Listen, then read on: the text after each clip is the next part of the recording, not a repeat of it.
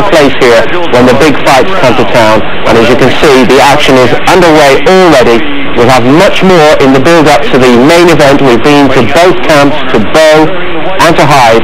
But first on a night which is also a showcase for emerging young heavyweight talent, let's see a man being lined up as an opponent for Bow should he win here tonight. He fights Bryan Scott, and his name is the unbeaten Cuban heavyweight Jorge Gonzalez.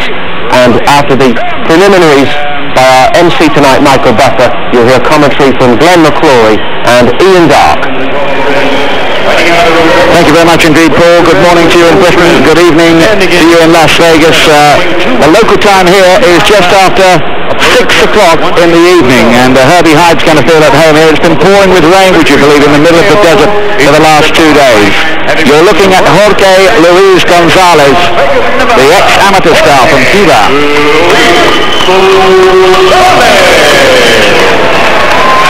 Rated number 2 by the WBO. He could be the next fight for the winner of Bow versus Hyde, which comes up later on. Giving your instructions prior to this fight in your respective dressing rooms. Questions from either. Gonzalez is unbeaten in 22 contests so far. He hasn't been tested really as yet, though. But as an amateur, he beat Riddick Bowe, he beat Lennox Lewis, he beat Tyrell Biggs. He's had his critics since starting his career in America, but the general word about him is he hasn't lost a round so far in his career. This is Bryan Scott, his opponent from Kansas City. Not much more than a club fighter, really. Beaten in 2 rounds by Tommy Morrison and by one Derek Roddy for the Missouri title. That's the difference here then. Glenn, interesting to get a sight of Gonzalez. It might be quick, I get the feeling, this one. You certainly get that feeling looking at him this close. He is enormous, a very, very big man. Yes, and blazing on his shorts, the king of great KOs. Calls himself the Lion, Gonzalez, and wears a Stetson everywhere, including the restaurant where he was sitting opposite us eating the other day. Get all the way back. The referee unhappy that little advertising hoarding was almost protruding into the ring. Well, Scott, he's coming straight forward, and Gonzalez isn't finding it hard to miss him at the moment.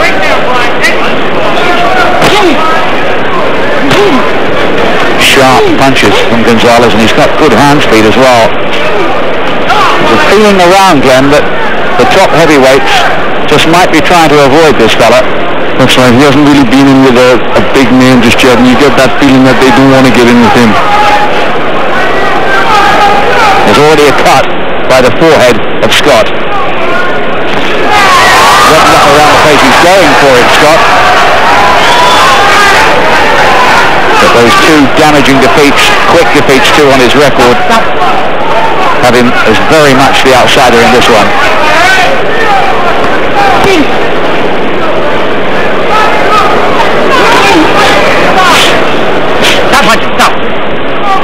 Gonzalez in those flashy shorts with King of KO written on the back, and he calls himself the Lion. No hold.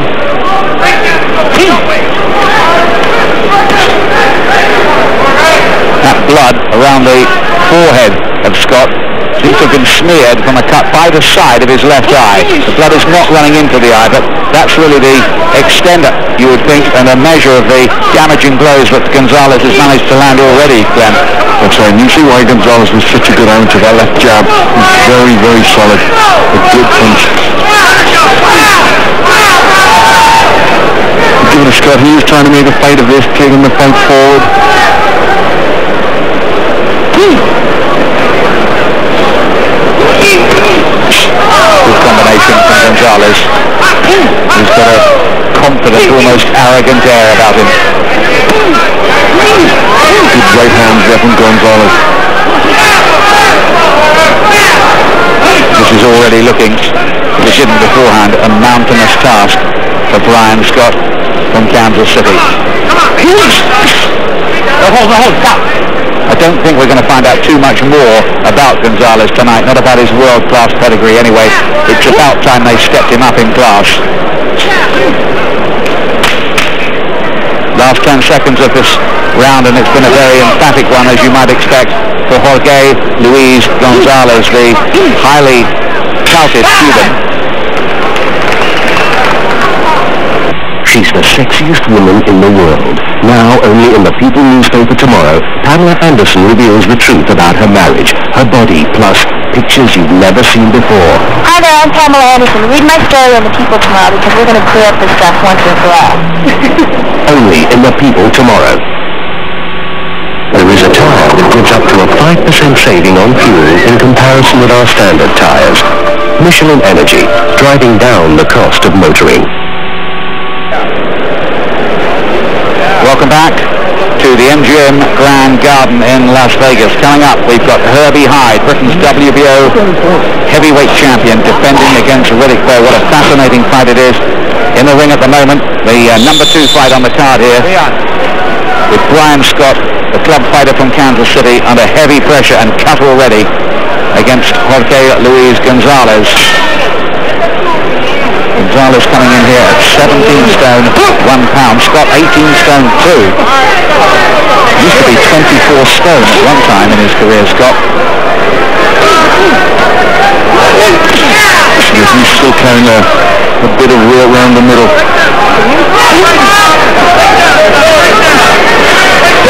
He's showing him, overall, he's went to make a fight with his time to give his best. Gonzalez is actually laughing at him in there and talking to him. Come on, he says. Come on. He's playing with him, really, isn't he, at the moment? Yes, he is. He's having all his own way and he's enjoying being out there.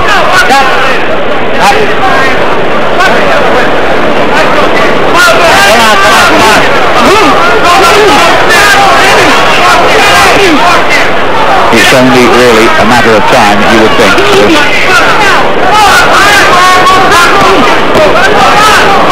Keep a careful eye on Gonzalez because you may want to assess just what he's got when they pitch him in with the big names in the division, and that might be sooner rather than later. That's right. I think it's time that he stepped in that league now. He's 30 years of age. He's a brilliant amateur, and he really needs to be in with the top men in the heavyweight division. 15 out of 22 of his wins have come in the first 2 rounds, Gonzalez. Just taking his foot off the accelerator a bit. He's talking to people at ringside now.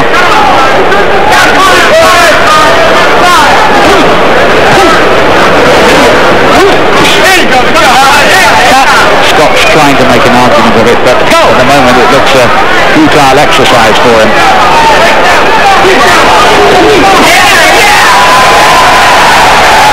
Crowd responding.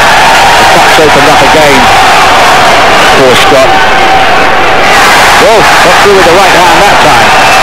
Now, how will Gonzalez respond to that?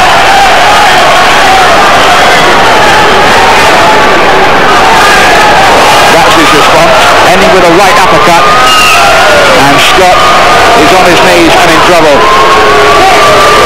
He'll get mandatory 8, but will he get up at all? Referee Toby Gibson, his face is a red mask. There's a timeout at the moment. They're going to wipe the blood away. And maybe the doctor will take a look. He does look in a bad way, Glenn. He certainly does, and the referee's waved it over. It's over. Gonzalez, who never had a smile off his face throughout that, with contemptuous ease, again wins inside 2 rounds. But it doesn't tell us anything we didn't know, really, does it? That it certainly didn't. We didn't really say anything. Scott wasn't good enough to put him under any kind of pressure, and he really treated that fight with arrogance. And it was quite an easy win just when he wanted to do it. He stepped up the ropes there. I think the last shot was a good uppercut. There it is, that left hand and a second right hand. 2 good uppercuts finished the job. really was an impressive response. Scott had just hit him with 1 right hand, and that was when Gonzalez kind of cruelly just decided the time was right to end the argument.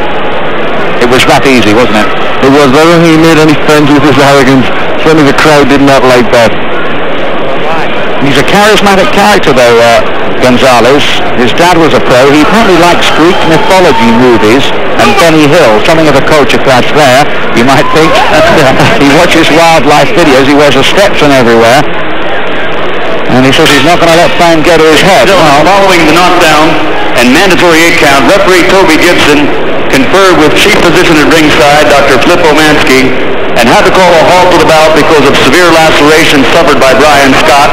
The winner at 2:34 of round number 2, his record now 23-0, 22 KOs by way of Cobra, now Las Vegas, Nevada, Jorge Luis Gonzalez. 23 unbeaten for Gonzalez. How good is he, we wonder?